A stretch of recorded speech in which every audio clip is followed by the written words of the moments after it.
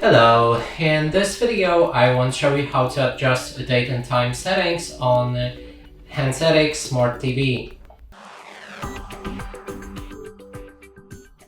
To do this, first you will need to click on the settings button in the top right corner of the screen, navigate to device preferences, then scroll down and select the date and time, click on it, then we can adjust our date and time by automatic settings or manually. If you want to do it manually, turn off the automatic settings, then scroll down and you have a set date. That means you can adjust the date manually. Set time, you can adjust time manually, then the time zone also manually, and you can turn on and off 24 hours clock. And that's it for this video. Hope you like it. Please consider subscribing to our channel, leave a like and a comment below.